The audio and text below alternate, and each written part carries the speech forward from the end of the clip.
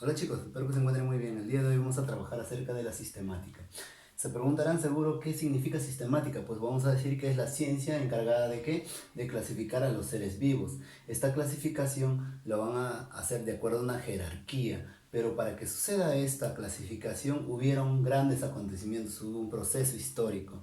Y ese proceso histórico es lo que vamos a trabajar el día de hoy para continuar con los reinos, porque también existen reinos de la naturaleza y esta sistematización se realizó para ubicar esos reinos.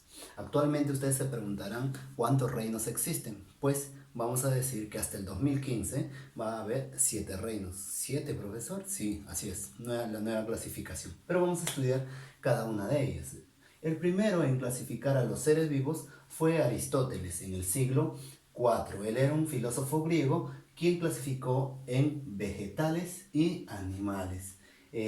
Los vegetales eran considerados como alma reproductiva o alma vegetativa y se dio el estudio de ellos. También estudió el reino animalia de acuerdo al alma sensitiva. ¿Qué significa alma sensitiva? Que tendrían capacidad de movimiento, reproducción, cualquiera de esos síntomas. Y los tuvo en dos clasificaciones. ¿Cuáles son? Los animales sin sangre y los animales con sangre, llamados los de sin sangre invertebrados y con sangre vertebrados. Entonces eso fue la clasificación. Todavía no había una sistematización completa porque a la medida que iba avanzando el tiempo los personajes iban dando más teorías. Posteriormente, en el año 1753, llega Carl von Linné o Carlos Linneo. Este era un médico naturalista sueco que incluye la nomenclatura binomial, es decir, por ejemplo, mi nombre vulgar es Henry, pero mi nombre científico es Homo sapiens sapiens, ser pensante. Un perro, por ejemplo, mi perro de repente se llama Firulais, pero su nombre científico a nivel de todo el mundo, es Canis familiaris. ¿Se entendió esa parte? Ok, bueno, este naturalista va a definir a las especies y la divide en reinos. ¿Por qué? Porque esto a su vez va a tener a la clase, al orden, al género y así sucesivamente. Profesor, no lo entiendo. Él realiza una clasificación taxonómica. Miren aquí, la clasificación taxonómica.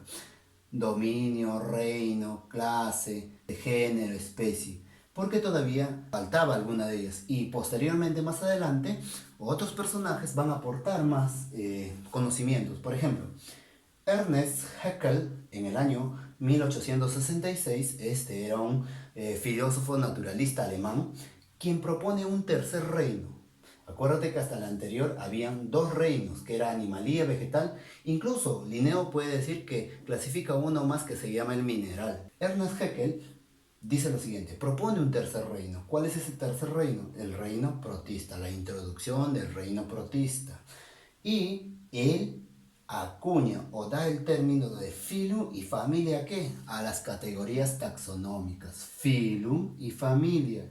Y con esto van a dar una organización de 8 clasificaciones en el ser vivo, ¿no? Entonces, para seguir y continuar con ello, miren, taxonomía. ¿Quién es el padre de la taxonomía? ¿Quién era? Carl von Linné o Carlos Linneo. ¿El que hizo? Clasificó a los seres vivos en 8, jerarquizó en 8, porque taxonomía significa clasificación específica de los seres vivos, desde el más grande hasta el más pequeño. ¿Cuál es la categoría taxonómica más grande? El dominio. ¿Y cuál es el más pequeño? La especie. Entonces, vamos a decir que si tenemos, por ejemplo, al ser humano, el profesor Henry, mi dominio sería el eucariota. Mi reino sería la animalía. Mi pilum sería que soy un cordado, o sea, tengo columna vertebral. Mi clase, yo pertenezco a los mamíferos. Mi orden, soy un primate. Mi familia, Hominidae. Mi género sería Homo y mi especie, Sapiens. Estos estudios se dieron de acuerdo a la evolución y estudios biológicos. ¿Ok?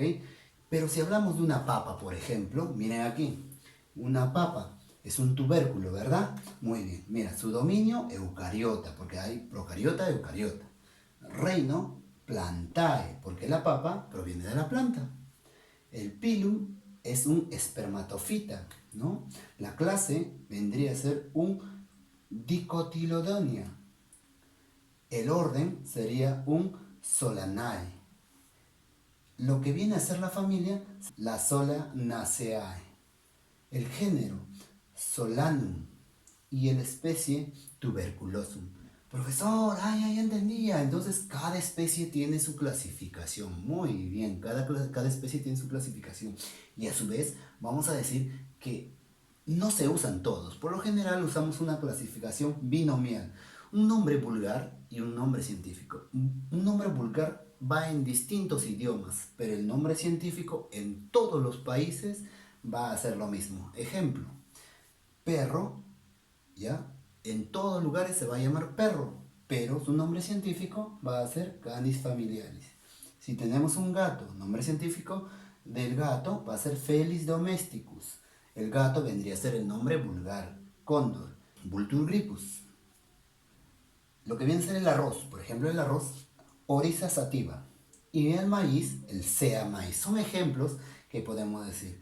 Pero, profesor, entonces ya entendía. Mi perro Firulais no necesariamente se llama Firulais, sino ¿cómo se llama? Canis familiaris, a nivel mundial. Tú le puedes poner el nombre que quieras, pero ese se llama nombre vulgar, conocido como común. Común significa el nombre general, perro, gato. Hasta ahí ya teníamos ¿cuántos reinos? 3. Entonces, el cuarto reino fue acuñado ¿por quién? Por Herbert Copeland. ¿En qué año?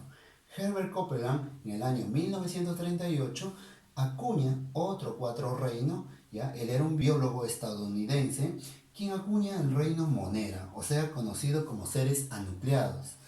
Y estos pertenecían a las bacterias. El Monera comprende a las bacterias. Bueno, en ciencia es bacterias y cianobacterias, ¿no? Pero vamos a continuar.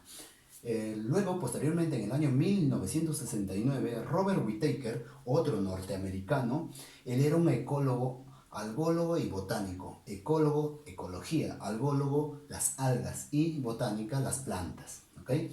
Entonces, él clasifica los 5 reinos y la mayoría de los colegios, la mayoría de las universidades aún tienen este término del año 1969, que quienes clasifican en cuanto en 5 reinos. La mayoría de los libros todavía mantienen esa clasificación, se puede decir que están un poco desfasadas, pero esa es la clasificación que tenemos. Vamos a decir que él tiene ¿cuántos reinos? 5, Monera, Protista, Fungi, Plantae y Animalia. Él sobre todo encuentra el reino Fungi, que categoriza ¿a quién? A los hongos. Carl Woese, en el año 1977, también otro norteamericano, propone 3 dominios. Estos dominios, incluso se puede decir que Carl Woese junto con Whittaker, ambos colaboran y van a dar 6 reinos. Profesor, 6 reinos, sí. ¿Por qué? Porque a estos 5 le agrega uno anterior que se llama el Arcaeda. Entonces, mira, Carl Woese tiene ¿a quién? Al reino Arcaeda, a las bacterias que pertenecían a las monedas, y las eucariotas o las eucarias que comprenden desde el protista, fungi, plantae y animalia. A su vez, vamos a decir que Thomas Cavalier, en el año 1998, él era un anglo-canadiense, biólogo, clasifica también en 6 reinos, diferenciados a Woese, porque Woese hizo lo que vienen a ser los dominios. Él clasifica en 6 reinos y él tiene una característica sobre todo en quién, al reino protista. El reino protista en un principio eran protozoarios y algas, pero él ¿qué hace? Él clasifica de diferente manera a ambos. Los protozoarios, conocidos como protozoa, y los cromistas, que pertenecían a las algas. Entonces, esa es la clasificación que realiza Thomas Cavalier. O sea, agrega lo que viene a ser los 6 reinos: bacterias, fungi, plantae, animalia, cromista y protozoa. Ahí hay 6. Entonces, estos estudios que todavía están por plantearse en los libros, van a tener en cuenta a un séptimo. Es decir, que va a haber otro señor que en el año 2015, moderno ya, aún todavía con vida, Michael Ruggiero, ¿qué hace? Añade superreinos. ¿Qué son estos 2 superreinos? Estos van a ser procariotas y eucariotas. A su vez va a clasificar en cuánto? En 7. ¿Cuáles son? el arcaeda, las bacterias, o sea, monera, los protozoarios, los cromistas, que en este caso corresponden a las algas, el fungi, el plantae, y también va a tener en cuenta a la animalía. Miren qué clasificaciones han pasado a lo largo del tiempo. Entonces, así como existen clasificaciones, orden, todo es una sistemática. ¿Para qué vamos a llegar a los reinos? Cada momento vamos a estudiar, sobre todo, ahora los reinos de la naturaleza. ¿Cuántos reinos son? Son 7. Hasta el 2015, nueva teoría para todos nosotros, van a ser 7 reinos. Seguidamente vamos a estudiar los reinos de la naturaleza. Ustedes se preguntarán qué son los reinos de la naturaleza. Pues ya lo hemos ubicado de acuerdo a la cronología y vamos a tener al reino de las arquebacterias, conocido como el Archaea. Son seres muy primitivos que albergan el planeta. Estos son procariotes unicelulares. Vamos a decir que no tienen peptidoglucano. La pared celular en la que envuelve no tiene peptidoglucano, a diferencia de las eubacterias que sí tienen peptidoglucano. Se clasifican en 3. ¿Cuáles son? Son las halófilas, metanógenas y las termoacidófilas. Vamos a decir que soportan temperaturas muy altas o temperaturas muy bajas. Entonces, dentro de las halófilas vamos a tener en cuenta que estas van a vivir en estanques salinos, en lugares muy salados, ¿ya? Y van a ser organismos heterótrofos. También tenemos a las metanógenas. ¿Qué son las metanógenas? Que son las que viven sin presencia de oxígeno. Estos van a estar, por lo general, en nuestro estómago o en el rumen de la vaca, van a vivir en los alcantarillados. Las termosidófilas van a vivir en lugares muy calientes y ácidas, sulfurosas se puede decir, y estas van a soportar una temperatura entre 45 a 110 grados Celsius, y estos están dentro de los volcanes o también los géiseres, o de repente ustedes se han ido a Churín y se han metido a los baños termales, entonces ahí están. El reino de las bacterias son organismos procariotas unicelulares. No poseen organelas definidas, solamente tienen una, que vienen a ser los ribosomas. No tienen un núcleo definido y tienen una pared celular contenida ¿de qué? De peptidoglucano. Se reproducen asexualmente, son autótrofas y también vamos a decir que son heterótrofas. En el caso de las autótrofas van a realizar la fotosíntesis o conocido como quimiosíntesis. Y en caso de las heterótrofas van a realizar la descomposición y son conocidas como ¿qué? Como saprobiontes.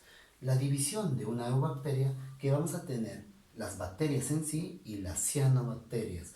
Las bacterias van a servir para muchas cosas, dentro de lo que puede ser para producir en la industria, descomponer, muchas cosas. En cambio, las cianobacterias van a ser conocidas como algas azul verdosas. Vamos a conocer aquí. Las bacterias en su mayoría son ¿qué cosas? Son heterótrofas. Heterótrofas, dependen de otro. Viven en un hábitat muy variados.